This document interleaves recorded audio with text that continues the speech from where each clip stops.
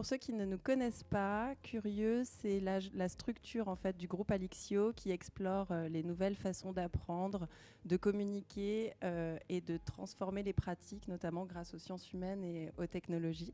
Je suis Amandine Kevorkian, du coup responsable du développement. Donc, je suis Stéphane Ginocchio, je suis professeur permanent au Collège de Paris et j'enseigne les neurosciences appliquées.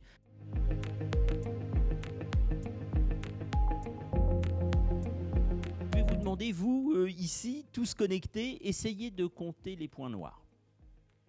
Bon, j'arrête la torture, c'est impossible évidemment. Notre cerveau, nous les humains, veut son confort. Et pour ça, et là on commence à voir un peu où on va en venir, il est capable de transformer la réalité par confort. C'est-à-dire qu'il peut tricher avec la réalité sans demander l'autorisation, sans s'en rendre compte. Donc au bout du compte, on est toujours à se tromper, systématiquement, surtout sur les sujets que l'on connaît bien, mais, et c'est là où on intervient dans les tests qu'on va vous proposer, on se trompe toujours pour les mêmes raisons. Et ça, c'est intéressant. Et on appelle ça, ces raccourcis de la pensée, en langage technique, des biais cognitifs.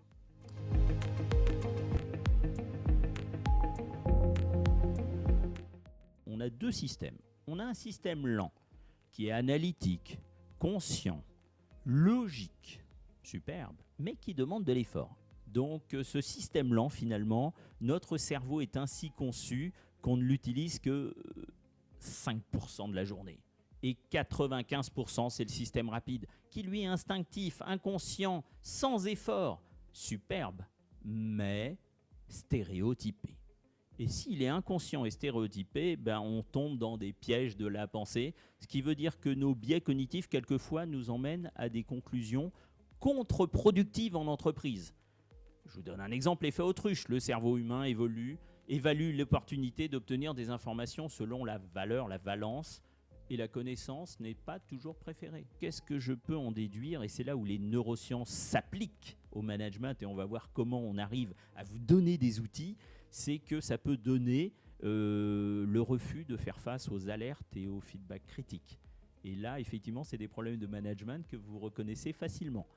Mais le biais cognitif qui domine n'est pas le même chez tout le monde et tout le temps.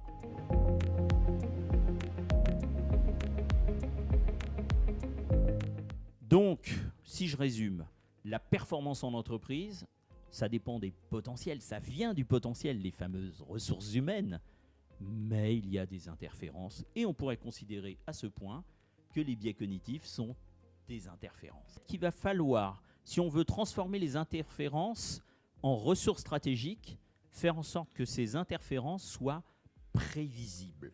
Et pour qu'elles soient prévisibles et qu'elles alimentent les décisions, pour que les choix soient plus justes, l'intelligence émotionnelle, pour qu'on ait une meilleure régulation, et même de l'empathie, indispensable en management, et même qu'elle rentre dans le cadre de la prévention des RPS, et grands besoins nous avons pour favoriser un management lucide, donc éclairé et protecteur.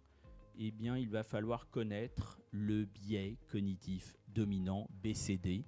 Ce BCD permet de transformer un risque invisible en ressources managériales constantes, conscientes, afin d'organiser le bien-être. Et pour ça, après 1 an de recherche, on a mis en place un test. Ce premier test s'appelle Scope 10. Pourquoi? Parce que 10 questions. Et en 10 questions, on alimente, avec les réponses, un algorithme. Donc cet algorithme permet en 10 questions, c'est-à-dire maximum 5 minutes pour les remplir, d'obtenir le résultat du biais cognitif dominant qui vous anime. Et on a un petit message de prévention des risques psychosociaux. Et effectivement, le fait de savoir comment les personnes qui sont autour de vous dans votre équipe et vous-même fonctionnez au niveau émotionnel permet de pousser la performance loin. C'est ce que l'on appelle passer de l'émotion au grit, c'est-à-dire à la performance durable, à l'engagement durable.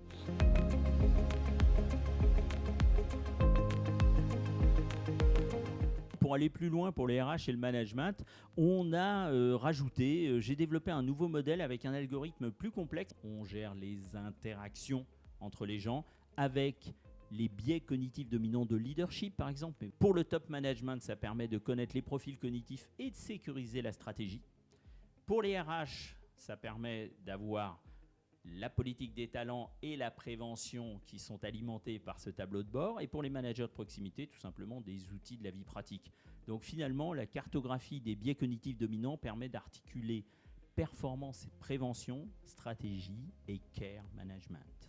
On peut transformer les interférences que sont les biais cognitifs quand ils sont prévisibles en une véritable ressource stratégique. Finalement, avec notre casquette pédagogique, est-ce qu'on est sur un format prise de conscience, comme on peut le voir, ou est-ce qu'on peut être sur un format parcours où finalement je vais revenir voir l'outil, mon évolution?